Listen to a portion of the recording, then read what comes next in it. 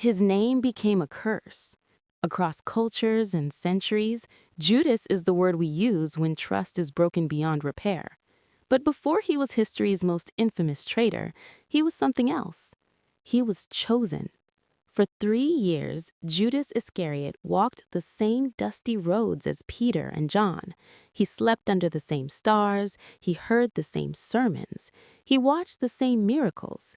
And Jesus, knowing everything, still chose him. To understand Judas, we must resist the temptation to make him a cartoon villain. The Gospels don't give us a monster, they give us a man. Most of the disciples came from Galilee, fishermen shaped by water and nets. Judas likely did not.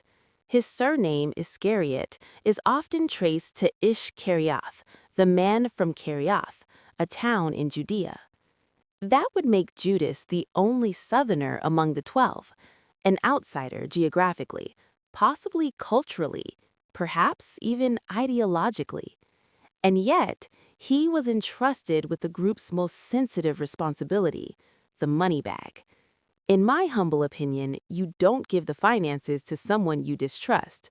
Jesus didn't hand the money to Peter, the bold leader, or to John, the beloved disciple. He gave it to Judas. For a long time, Judas was dependable, capable, trusted, which makes his fall all the more unsettling. The price was 30 pieces of silver. To modern ears, it sounds significant, but to ancient listeners, it was chillingly precise.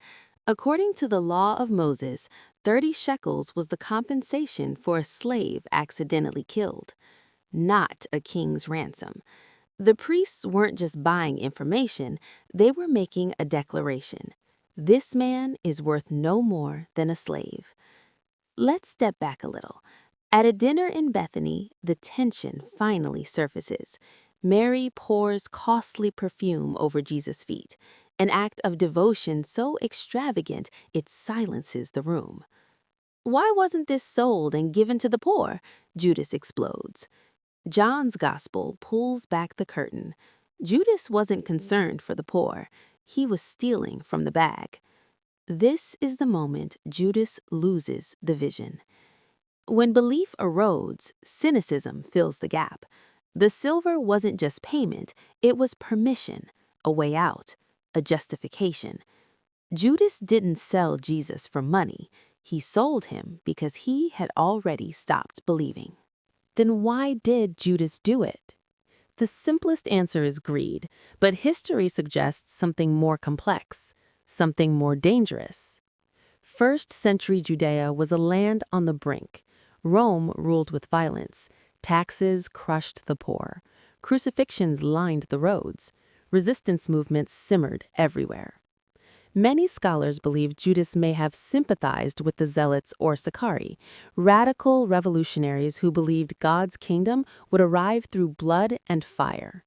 When Judas followed Jesus, he may have believed he was following a king. But Jesus spoke of loving enemies, of turning cheeks, of losing one's life to save it. As crowds grew and miracles multiplied, Judas waited for the moment, the uprising, the command, the spark. And it never came. Some scholars argue Judas didn't want Jesus dead. He wanted him forced into action. By handing him to the authorities, Judas may have believed Jesus would finally reveal his power, call down angels, shatter Rome, ignite the revolution. Judas expected a throne. Jesus kept talking about a cross. The betrayal unfolds slowly, intimately. Jesus kneels. He washes Judas's feet, fully aware of what is coming. This is grace offered without illusion. Jesus identifies the betrayer by handing him bread. What you are about to do, do quickly. The others don't understand. They think Judas is running an errand. Only 2 men in the room know the truth. When the soldiers arrive, Judas steps forward and kisses Jesus. In that culture, a kiss was the sign of loyalty between disciple and rabbi. Why a kiss? Judas chose the language of love to perform an act of betrayal. It is the most psychologically devastating detail in the entire Passion narrative. Not violence, not shouting, just closeness. The tragedy of Judas is not that he sinned. It is that he believed his sin was beyond forgiveness. When Jesus is condemned, Judas breaks. He returns the silver. "I have sinned," he cries, "by betraying innocent blood." The priests turn away. What is that to us? Judas throws the coins into the temple and flees. Matthew says he hanged himself. Acts says he fell and burst open. Scholars suggest both may be true. His body left unclaimed in the cursed field of blood, Akel Dama. A 3rd century Gnostic text claims Judas was acting on Jesus' secret command. Historians reject it, but its existence proves something important.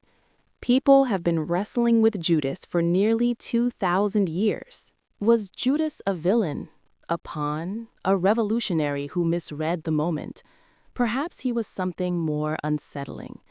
Judas is not the story of someone far from Jesus. He is the story of someone devastatingly close. He heard every word, saw every miracle, held the money, shared the bread, and still chose his own vision over the truth. Judas is not history's monster. He is its mirror, a warning that proximity to the light does not guarantee transformation, and that despair, not betrayal, is what finally kills the soul.